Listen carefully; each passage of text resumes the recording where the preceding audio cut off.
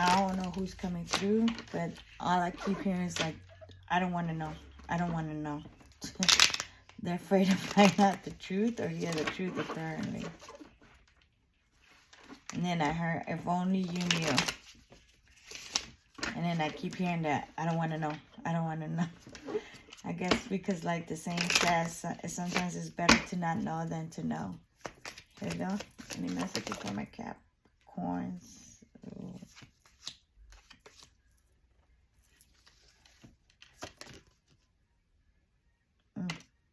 Okay. I'll do that one over just in case. Oh, God. Okay, there's somebody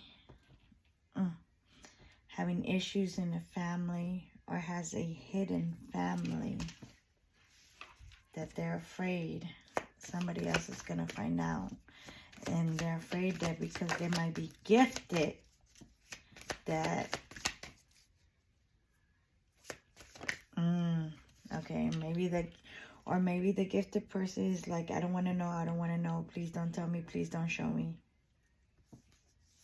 Because they're trying to stay in this cycle and they're not trying to let go, and they're not trying to move forward into this new cycle, and they're trying to keep themselves stuck in the past. Sorry, but that's the way it came out.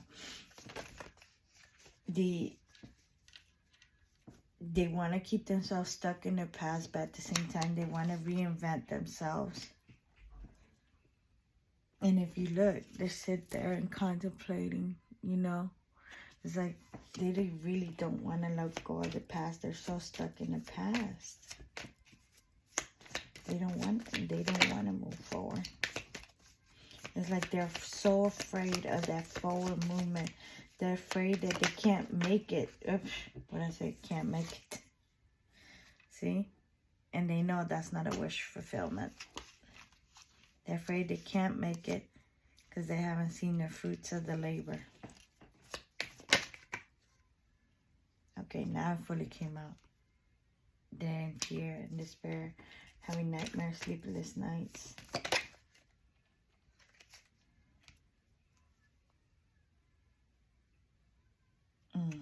Okay, so they're trying to get themselves in a financial good place for this divinely guided love. I heard, I don't want to depend on no one.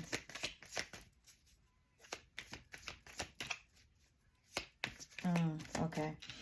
They've been through so much hurt and so much despair with their previous relationships, where the person that they were with threw it in their face.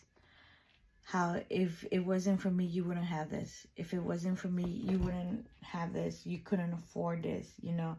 It's only because of me. So now it's causing that fear and that forward movement. They might want out of an old situation so they can move into a new situation, but they're afraid if they're not financially in a good place, you know, they don't want to have to depend on nobody. They don't want to have to go through the same torment, like, because what if that person leaves? Then I'm back at square one, you know? So they're like all up in their head, but they're trying to hide it and pretend that everything's okay. They feel that they have to be ready for this love financially in a good place because they want to be able to take care of the person. This is first it seemed like a female, now this seems like the masculine side, you know. So it's like two different sides, or the different side of the stories, I guess you could say, you know. And from what I'm hearing and understanding, they're both in torment. You know, the woman doesn't want to depend on the man. And then the man wants to be able to provide for the woman. If I'm not confusing you guys here, you know. So it's like two stories are coming through. You know, the woman's been through hardship in relationships. And she's been through in relationships where the person kept throwing it in their face that had it not been for them, They wouldn't. You know, they had very bad situations in relationships, and now they don't want to go into another relationship and not have their financials to back them up, you know. And then there's the masculine, the other side, where he wants to provide for her, you know, doesn't want to come to her without nothing. And they're both like stuck in their head, you know, with this nightmare and torment. And they're like, this is not wish fulfillment. This is not making me happy. This is not working out the way I wanted. This is not what I envisioned. This is not what I wanted for my future. You know, so they're both stuck in that mental mind frame of the negativity, you know. They're so focused on the negative that they can't see the positive, you know. And because they both want to be in a good place financially for when they come together, you know. But they're afraid of that forward movement, you know. And they're always constantly keeping an eye on each other. So it's like they want to know, but they don't want to know. So it's like one side I hear the masculine, the other side I hear the feminine. So it's like I have both sides coming through at the same time, like a juggling act over here. Okay. I'm sorry if I confused you guys, but this is what's coming through, and I can hear her and I can hear him, and it's just like, whoa, I feel like I'm getting mixed and matched over here.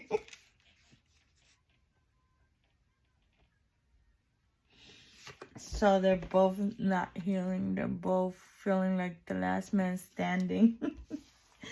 Oh, Lord. They're overwhelmed. They're overstressed. They're overanalyzing. They're overdoing it. They're going too much all at once. And they're like whirlwind in their head. He's going at it and she's going at it.